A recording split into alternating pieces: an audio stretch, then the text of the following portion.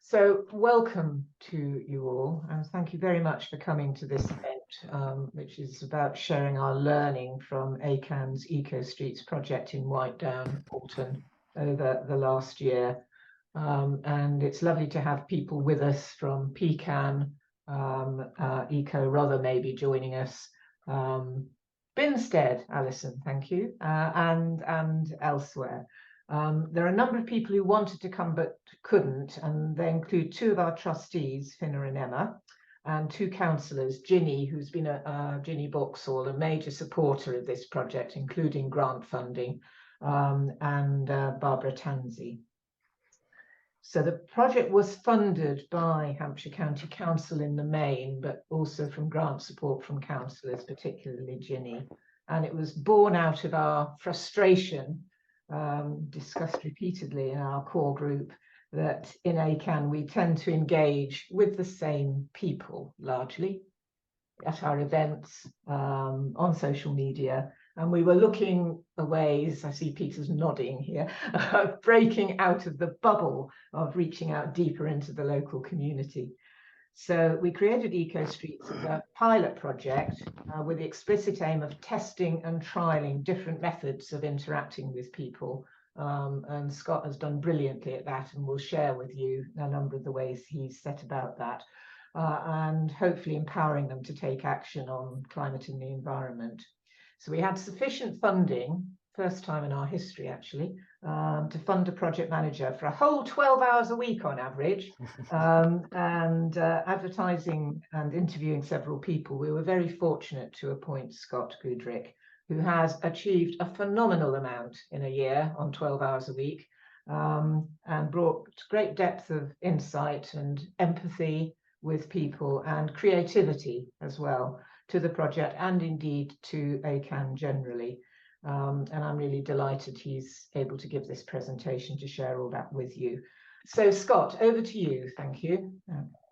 Yes, thank you very much, Jenny. I've been very, very happy working for ACAN this past year, and I'm happy that I continue to work for ACAN now for the next 18 months or so, with the follow-up to the Eco Streets project, and where I hope to be using a lot of the learning outcomes that we did get from the original Eco Streets project. And I'm going to jump right into the presentation. So, like Jenny said, the Eco Streets project was all about enhancing community resilience to climate change from the bottom up, which means that we wanted to go into the community and really work with people who would not normally yet be involved in ACAN. We didn't want to come in there like the knight on the white steed and just kind of regurgitate climate change knowledge onto people. We wanted to find out what they wanted from us and find ways to coax them into climate engagement. It was an explorative pilot project, which was very nice for me as a project manager, because I wasn't under any pressure to develop any specific outcomes. It was really a learning about the learning journey. We wanted to give people what they really wanted. We wanted to focus on outreach and education to a group of people who would not normally already be involved with ACAN, and we wanted to somehow build a community. I guess you could say we wanted to get that certain impetus into the community of something starting to happen, and we'll see if that happened or not. And we wanted to do this with a lot of creativity, and my specific wish was to include the arts a lot, because I am an artist myself. I'm very interested in including the arts into climate change outreach, so that was clear to me from the beginning that that was going to be an important part. Did we succeed in that? In many of the things we did, it was a good pilot project. It was explorative. We did try a plethora of different things. We did get good learning outcomes through this. We did a lot of outreach work. We did a lot of educational work. And we did include the arts. Was it really a bottom-up approach? Did we give the neighborhood what people really wanted? And did we build community? Maybe in some ways we did. I know that we were often at points where we were frustrated, where we did have the feeling that we did again fall into the pattern of taking the lead and giving things to people that we thought they needed, because frankly, it was quite hard to get any kind of input from people. We tried different things. We did sort of find out what people were concerned about, but then it was actually very hard to go that next step and actually involve people in building up the project. So I wouldn't actually give these things probably a green tick mark, but I also wouldn't give them a red cross. So I just kind of left it empty, because I think we did achieve some of it, but it could have been better. That was our project area. For those who aren't familiar with Alton, this was around 450 houses, 450 households. So it was an area that we thought was manageable for such a project. And this area is purely residential. The only community hub in this area is the Butts Primary School. There are no pubs, there's no central sort of community hub. So there wasn't any community infrastructure that we could easily hook into except for the primary school. We did start with a baseline survey to find out where people stood, where they were in their climate crisis journey. We straight away got that result that people were very switched on. 97% found the topic of the climate crisis very or quite important. They also were aware of that it would affect them and their families personally. They agreed that radical changes are necessary, 83%. That was an interesting result.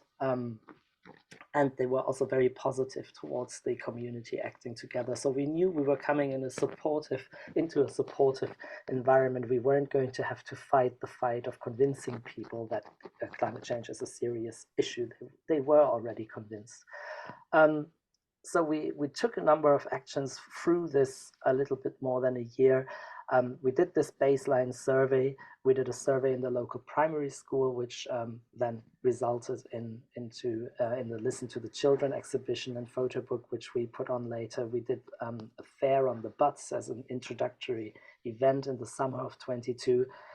We did several workshops, innovative things like dog walking against climate change, poetry walks, the Cuppa for the Climate, a monthly thing. We did the Web of Life musical for the children. We did a wildflower verge on Bull Road. We did monthly leafletting. And then we did another survey at the end of the project to see how uptake of the project had been, how aware people were of what we were doing. So we had very, like I said, a plethora of things where it was important to us to really offer something for everyone in a way, for adults, for children, for people who wanted a more intellectual, scientific input with some of the workshops, and then something for people who just wanted to have a less academic approach. So we really tried to be very broad with the things that we put out there. And of course, we wanted to be cost effective. Also looking at, we had some funding, not very much, to do a lot of things. We had to ask for some grants in between to do some more things. But of course, because it was a pilot project, we were especially interested in coming up with ways that other projects, which might have even less funding, would be able to function as well. So these things, they were cost effective. In our case, in at least some of them were cost effective because I was the project manager, because I could do a lot of these things, because I happened to be, for example, a lyricist and an artist, and I already had a poetry workshop which I had developed, which I could then use for this project. So not all of these things would be automatically £0 things if you did them in another project. But for our project, they were very cost effective.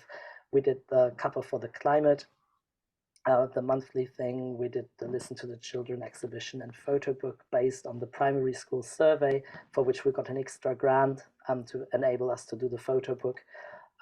We did the Web of Life play and choir piece, which my partner and I composed and wrote, and I studied with the children again. That was just cost effective because I happen to have these skills. We did online and in-person workshops about climate change. And we did the Wildflower Verge on Wall Road, one of our big successes, which again, we needed some extra money to do this. So as with all of these projects, funding continued to be an issue. Even though we did have good initial funding, we were kind of continuously looking for more funds to do more things. One of these things was effective if we're looking at awareness and uptake. The Fair on the Buds, so our initial event to introduce the project, was also the most successful one as far as awareness goes. Over 50% of the respondents of the end of project survey were aware of this fair. The regular leaflets, almost 50% were aware of them, and the Wildflower Verge, 48% of respondents aware of it. So it was the big sort of visual things that we did that also had the most awareness. The Web of Life, of course, because we went into schools, approximately 150 children overall will have been involved with either performing the play or with singing the song, so that's effective. And the Listen to the Children exhibition, which traveled to Petersfield as well as to several places in Alton. We actually don't have visitor numbers. We didn't have a way to count visitors because it was just in places where people could come in at any time and look at it. But we did get very good feedback, and it did get people talking. And we know that that it had an impact on people who saw it, so that was effective. And we recruited a hedgehog champion from the neighborhood through the project, who did a talk about hedgehogs, which was a big success. And at least one hedgehog's life was saved as a result of this talk, which is a great success. What wasn't so effective, the Cuppa for the Climate, our monthly offer, unfortunately, less than 10 takers over the course of, I think, a bit more than half a year. So that wasn't, that just somehow didn't take on. The survey showed that people were extremely unaware of that it was going on, even though we did advertise it through ACAN, through our social media, through the flyers, but somehow it didn't sink in with people that it existed. Same with the workshops. We had overall 24 participants. Doesn't sound so bad, but it was it was over the course of a whole year. So every workshop we offered just had, like, I think a maximum of 5 takers.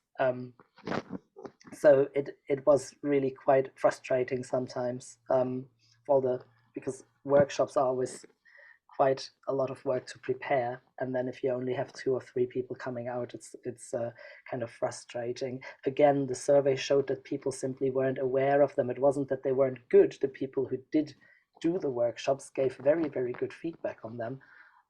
It was more a thing of people just didn't know they were happening. Again, even though they were on the leaflets, they were on the social media, but the problem was the social media didn't go very well. We continuously had quite a low engagement. We had on both Facebook and Instagram a bit over 100 followers, but somehow it just didn't really take off, even though we did all sorts of we tried different approaches with the social media, but somehow it didn't really work for us very well in this case.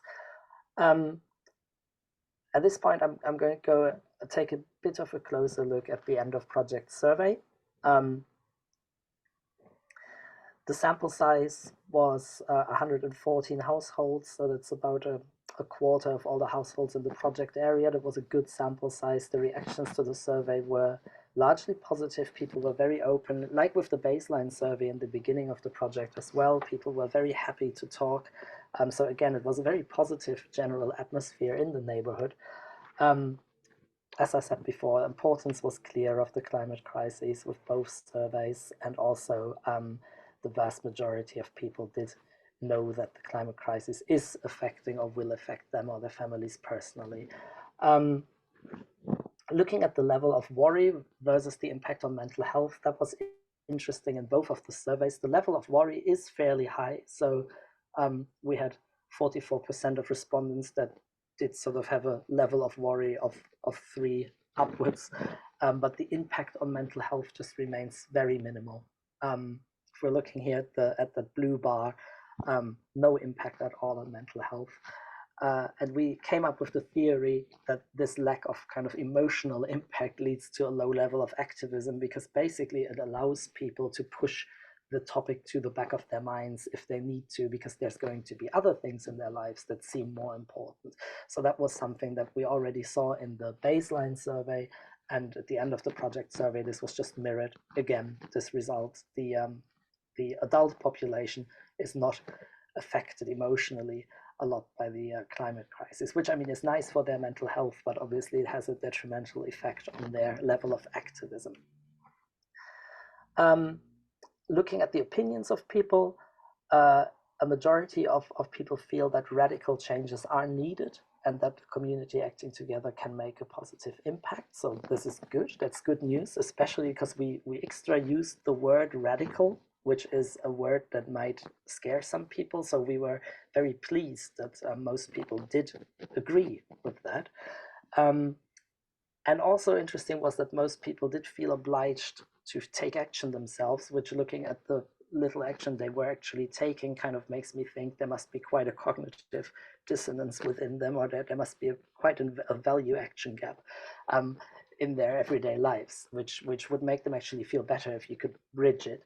And people were dissatisfied with the non-action of politicians. Very clearly, the government isn't doing enough was something that people agreed with. Interestingly, a lot of the time the politicians seem to be afraid to make radical changes because they think their voters don't want that. But I think this suggests that actually people want that. People want radical changes, and then they want basically the politicians to give them a roadmap of radical changes that they can then follow. So that's what they are expecting. They're expecting more than they're getting. So that's good. That's again, very good opinions to be working with, except it doesn't translate into actions. What was nice to see at the survey was that roughly a third of all respondents actually do let the climate crisis constantly inform their choices regarding travel, diet, consumption, and also that most of them want to make more sustainable choices in the future. However, they also did state that they are limited in their options by time and or money. But there is the willingness to do something, to actually change. Only 13% said that that the climate crisis just doesn't affect their choices at all. So again, very, very positive outcome there, I think. And again, just the question of how can we help people make these choices, and how can we make them accept that help? Because I think we know how we can help them, but if they're not taking the help, then the question remains, how can we reach them? As I said, looking at the awareness, the fair and the buds, the leaflets, and the wildflower verge were sort of the shining beacons of the EcoStreets project. 22% of respondents of that end of project survey were not aware of the project at all.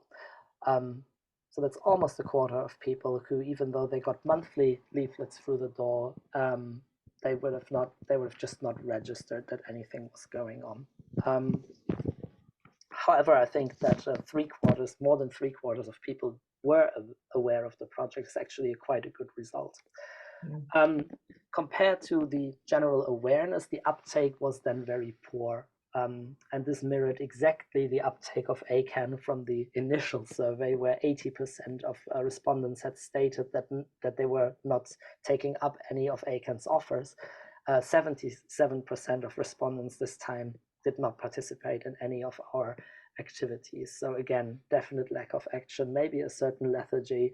People are interested in the topic, but then there's always something that's more interesting in their everyday life or more important.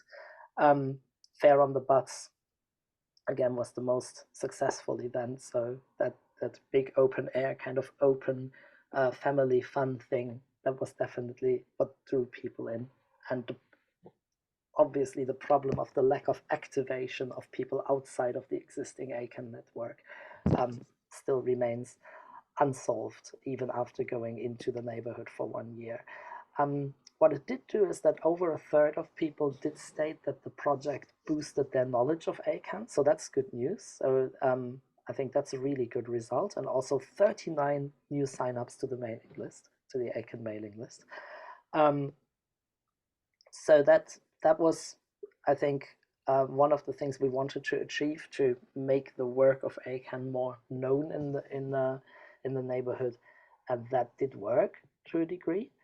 The monthly leaflets that we had, which were kind of designed to get people to take little sustainable actions in their lives. 21% of people did say that the leaflets did inspire them to take actions. Some were already taking the proposed actions. This was things like how to have a more sustainable Christmas, or don't waste your pumpkins on Halloween. You know, like here's a website with pumpkin recipes. So it was really simple little things to just make your everyday life more sustainable. If you do kind of scale it up, 24 people said they did take actions but inspired by the project. If you adjust that for all the households in the project area, this could be as many as 100 out of 450 households who would have maybe taken some kind of action inspired by the leaflets. So that will, of course, be a pretty good result. That's also one of the first conclusions, that even in the age of social media, good old leafletting really remained an important way of outreach. Almost 50% were aware of the leaflets, and only about 10% were aware that there was any social media going on. So I think we mustn't, even though social media is it has its lure because it's free. Leaflets are, you have to pay for leaflets, then you have the time you need to spend going around and actually leafletting. And it seems so much easier to do social media, and so much more modern. But I think we really saw that the leaflets were a core part of the strategy, and we will also in the new Eco Streets project now continue to do leafletting. One of the things that I would like to address, or that I would also suggest other projects should look at when you do leafletting, is the question of the paper. Unfortunately, in Alton, we do not have a copy shop that uses recycled paper. We did talk to Tanya at the copy shop about it. She is generally aware. She says her machines can't use recycled paper because of issues with damp and other things. But I do think this is a big issue. I do think ideally you would find a way to do leaflets on recycled paper, because in a way it's ridiculous if you're trying to do something sustainable and you're not using recycled paper. It's something that I really struggle with. But it was for us just not feasible to use another printer. So we had to do with the local printer. Of course, you also want to support local businesses, so you're kind of between a rock and a hard place. But it's just something that I would like to throw out there, also when for other projects, to definitely think about how can we get recycled paper for the leafletting. Also, it should be actually visibly recycled paper. There is by now paper that looks just like normal paper, but you would, as a environmental organization, you would want people to realize you're using recycled paper, because this will give you more believability as well. I think we had one or two people commenting on oh, how sustainable is it that they go around and like are leafletting, basically. So visible actions like the Fair on the Butts or the Wildflower Verge are most efficient in garnering people's attention. Of course, it's great to have a calling card. The Wildflower Verge looks absolutely glorious, and I think residents are very happy with it. It looks much better than what it did before, where it was just grass without any flowers. So something like that is of course a really good thing to have. People are willing to let the climate crisis influence their choices, and they know radical changes are needed, but they are kind of held back by that they don't really know how to go about these radical changes themselves. So there is that idea of they do need some kind of leadership. They are looking to the politicians and aren't happy with what they're doing. And I think as a community group, we can provide help, but then the question is, how do we make them aware of the help that's there? Yes, I think we have a list here of successes. I mentioned some of them. The Wildflower Verge was great because we actually had really good participation of neighbors. We have someone doing the mowing now where we don't have to do anything. It's a dream. I just was there the other day, and it was the edges were freshly mown, very, very nice. So this is great. We built a very strong relationship with Bud's primary school, which was great. We did the exhibition, which still exists and which can go and travel on. We had two of our things, dog walking and the poetry walk, included in the Alton Walking Festival with really good results. With both of these walks were booked out. We established the relationship with the Allen Gallery where we had the exhibition, and we have those new signups to the mailing list, and of course our hedgehog champion. So we do have a lot of things that we now have and we can build on after this project, which is really great. Lots of materials, of course, too, that are now ready to go, and we can now cover a lot more ground in a shorter amount of time because we've got them. We've been asked to by the Alton Walking Festival to come back with the dog walking and the poetry walk, so that's great. We've got the different creativities for adults and for children, so we do have the potential to have a really broad reach into the community also through the ages, and we've got the awareness of ACAN boosted, which is also a good result. So I think overall, even though we've had our frustrations and we're still standing there wondering how we can get these people to be more active and to just even be aware of what we're offering them, because we know they would like the offers we have. We just somehow have to get them to take that step of being aware of them and then going out and actually using them. But I think overall it's been a positive year. We've achieved a lot, and I think going forward we can use a lot of these things that we've experienced, and to make the next project even more successful. So yeah, I'm happy to take any questions now. Thank you very much, Scott, for that very clear overview. And I agree with you. I think this project has given us a tremendous legacy, actually, and taken us in directions which we wouldn't have been possible, actually, a year or so ago. So comments and questions from you. Just if you just put your hand up and I'll come to you. Thoughts that this engenders from your own experiences, perhaps. Anybody? Well, I'll ask. Oh, Alison, go for it. You're on mute. Yeah. Okay, so first question, and I'm nervous. Are we going to lose Scott, or is it 18 more months? Yeah, well, we've got, I'll come in and explain, because Scott's alluded several times to where we go from here. We're not going to lose Scott. Is the short answer. We've got some funding through Alton Town Council from something called Neighbourhood Community Infrastructure Levy. So this is for building social infrastructure on some of the new estates in Alton.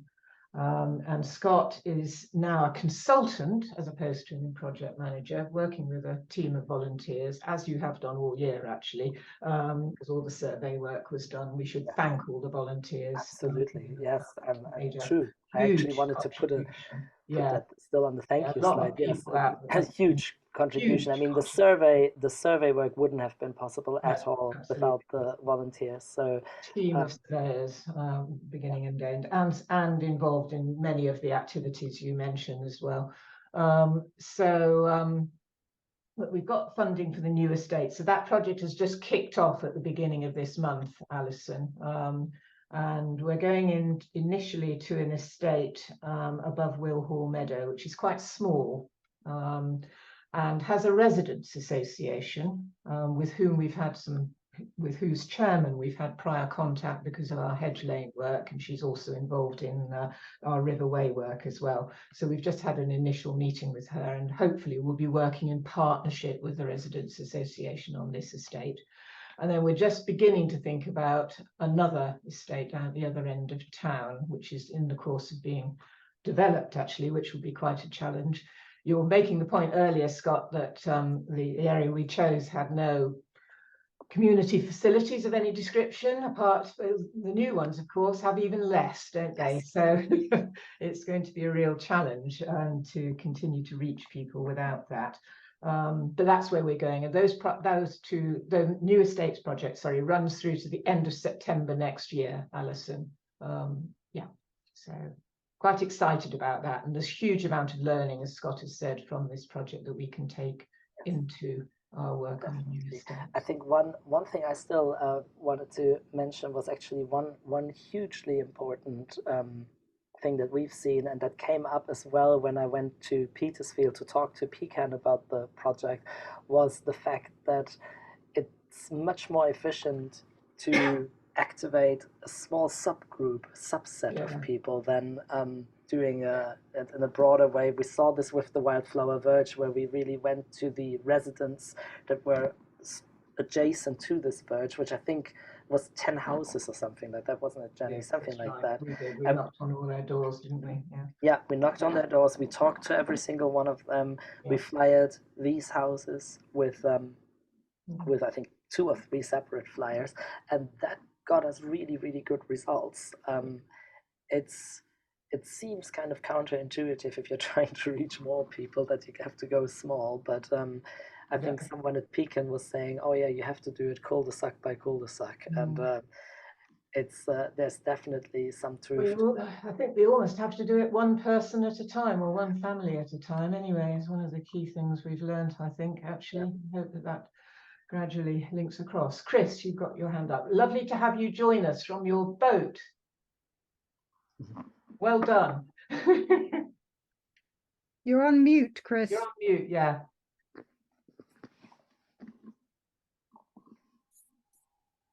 Got there. Yes, thank you. What I was going to ask Scott was, Scott, you mentioned that you gave people small suggestions of things they could change, like using pumpkins in recipes and sustainable Christmases.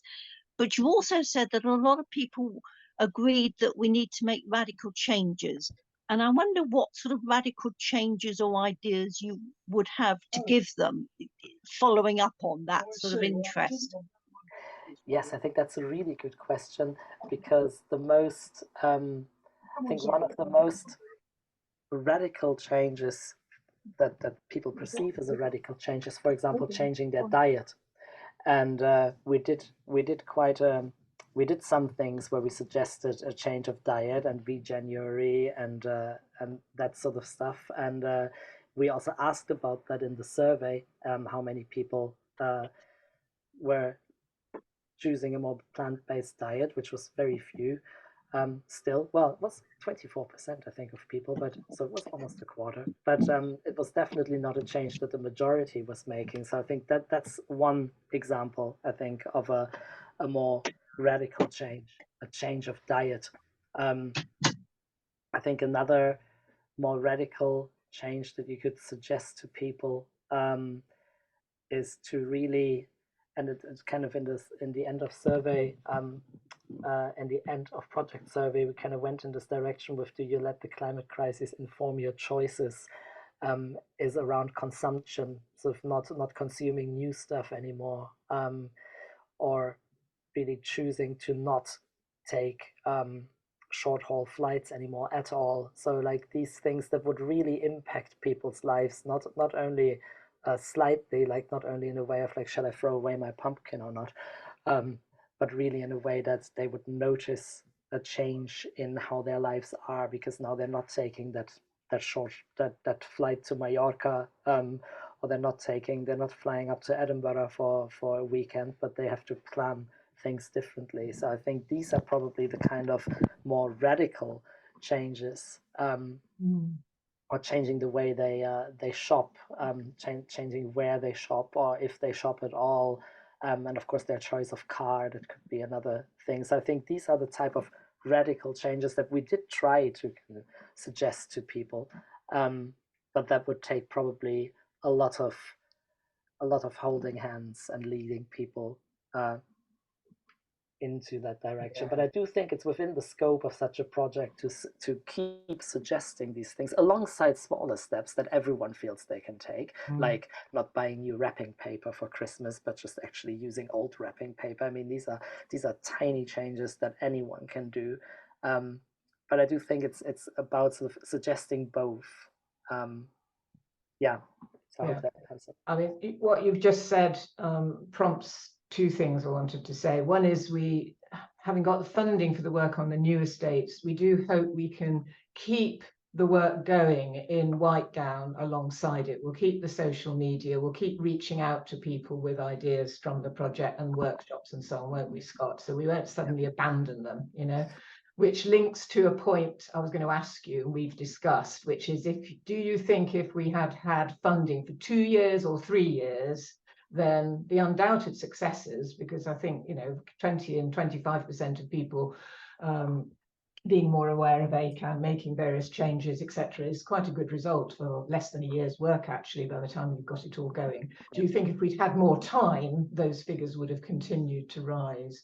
Yes, I do think so, because you did see after about 6 months of the project, there was a bit more activity, and I do think that most of these kind of community projects will not only get funding for 1 year. I mean, I did do some desktop research, and mostly it will be 2 or 3 year project where you spend a whole year just kind of setting it up. And so I do think, yes, if you had 2 or 3 years worth of funding, it would be the outcome would be much better. Yeah. Because it's all about that people need to realize you're there, and say like 9 or 10 months of project activity are just not going to establish that in people's heads. So I think in that context, what you've achieved is actually remarkable, actually. You're starting from scratch, really. Graham put a message in the chat earlier, says, congratulations on identifying what works and what doesn't, and for doing great work. How can we build on the successes? So that's an overview question. What elements of what we've done so far would you particularly highlight that we want to preserve and develop, do you think, Scott? I think pretty much all elements, actually, of what we've tried to do. So I think all of the approaches had their place in the big picture. Like, I think, for example, that we from the beginning said we want to offer something across all ages, for adults as well as for children. For me, it was always important to, for example, with these creative offers, like the poetry walk, things like that, that's something that's not only for children, that it's something where you get the adults involved as well. So I think that's something I would definitely keep, to look at all ages. Then this whole idea of getting people creatively involved, I will push that a lot more. I really want people to unleash that creativity, because I think through doing creative things in nature, you can just unleash again these emotions and the emotional connection. So I think that's something that we saw this help establish this emotional connection, positive emotional connection to nature. So that's something I definitely keep. And then also, like Chris was saying, a mix of small things you can do, but also the suggesting how you can do more radical changes and helping people make these radical changes. And I would want to try and stick with the idea also of the workshops, even if it was hard to get people to go to them. But I think generally the idea of workshops where you give people a roadmap of what they can actually do and how they can do it would be a really good and potentially efficient thing to do. Okay, thanks. So we're losing 1 or 2 people who've got to go to other things. Yeah, I think that's very important as well. I was going to ask if, and I mean, Alison, from your experience, we've lost Pecan now, but if there have been things that have worked for reaching out from your experience. I've been a bit useless at reaching out to people, because because I've always got wonderful newsletter which certainly reaches out to people. I've got some sort of urgent practical priority on, like Chris and all of you, in fact, on my mind usually, and I think if people see me coming towards them, they sort of duck into the hedge to try and make sure that I don't know. You see, I have been wondering about the same thing, because I had a question really for Scott about how the community that you identified that were living there interacted with each other. Do they just not, and they're just going about their day to day? Pretty and much, so is yeah. there a subgroup that does now do things together that didn't before? Or I don't know, because one of the things I've always wondered with Alfie, for example, having its amazing recipes, and then there are national campaigns like Hubbub that have the pumpkin, don't eat your pumpkin kind of campaign. And I always wonder whether we could orchestrate for 2 or 3 different areas to do it, so there's almost a competitive element involved. But then life comes along and it's too hard to even do that in your own kitchen, never mind coordinating the neighborhood. So it's hard to figure out how to improve on that. I don't know whether you've got any ideas, or whether the Allen Gallery could do something, or some outside pivot could come along to kind of get us.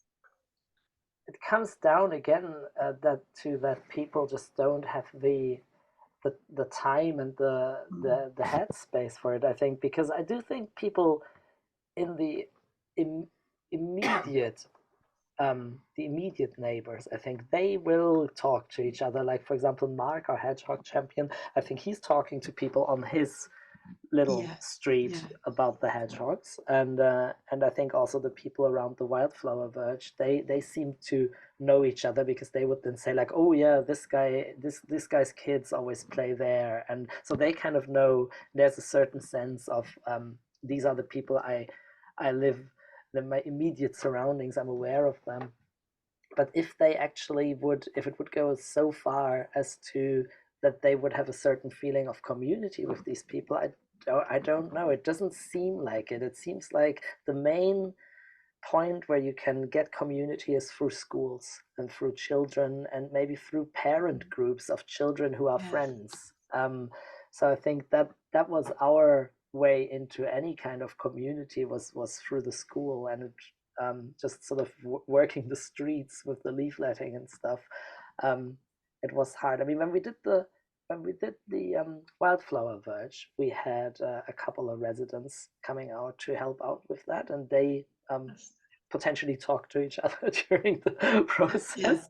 So I think these kind of things would probably, I would like to explore that more with the new project, when we do something like a wildflower verge or something, that we'd actually really pay attention to encouraging people to maybe also have a break, have a picnic. I mean, we did it in very bad weather, that didn't help.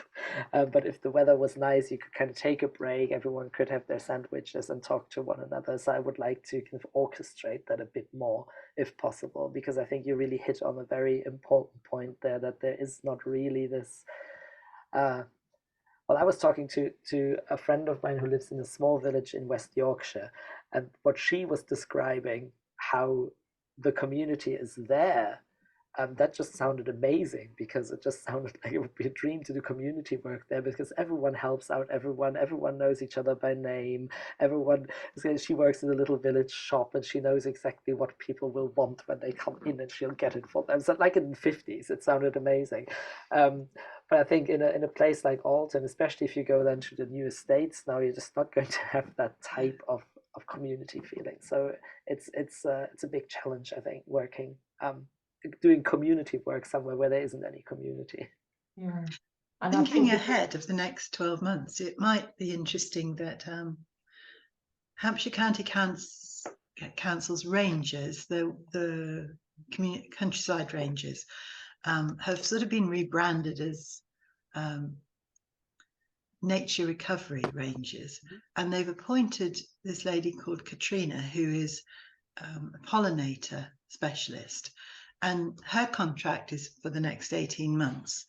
And I just wonder whether there would be something worth having a conversation with her and saying, is there any project that she's doing in the next where you could kind of 18 months that sounds very interesting. that could be And channeled? I've had a Zoom with she reached out to us. I mean, I think she would say that we are doing more in Alton through our outside projects than, you know, she's trying to get what we're doing going elsewhere. Everywhere. Yeah.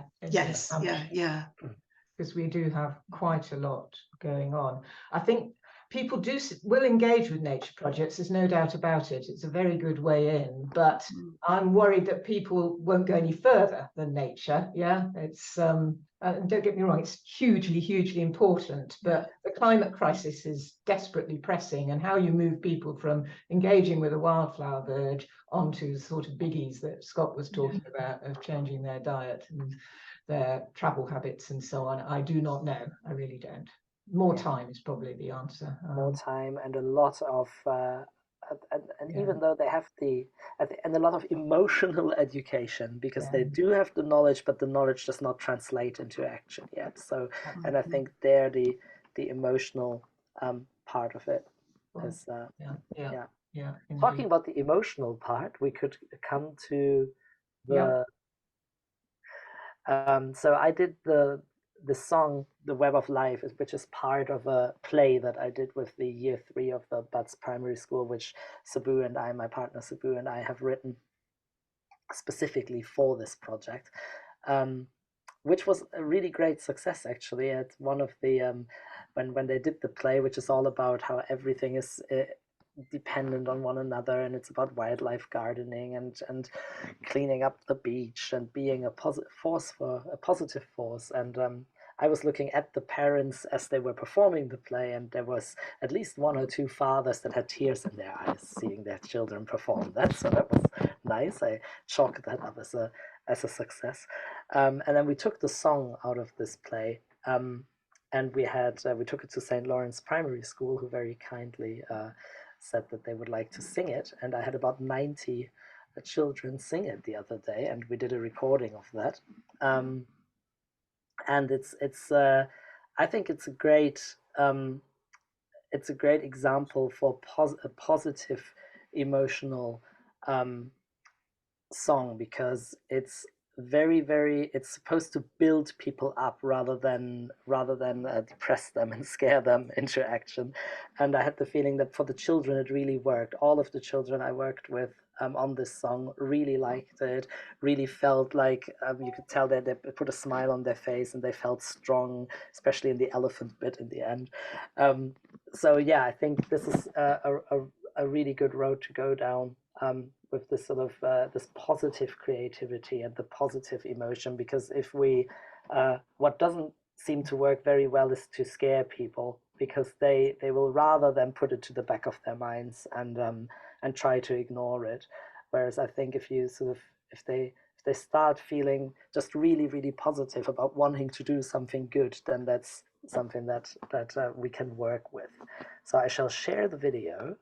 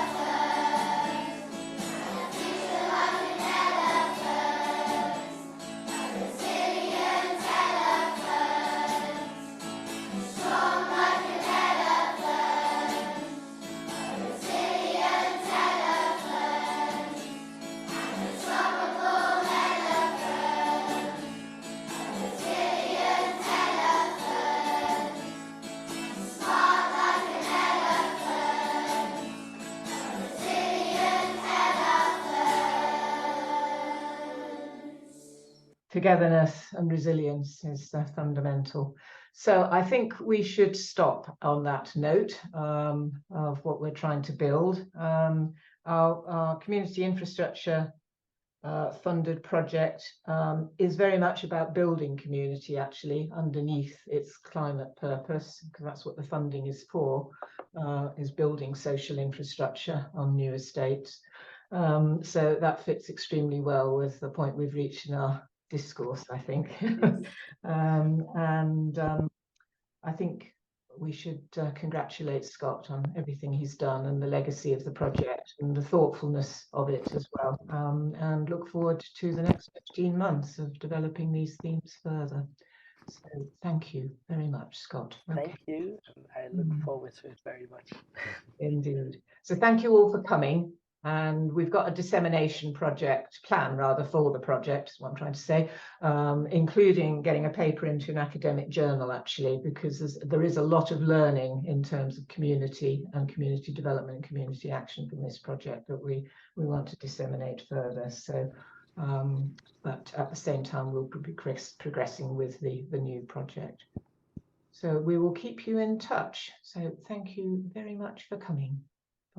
Thanks, everyone. Thank you. Okay, Bye. thanks.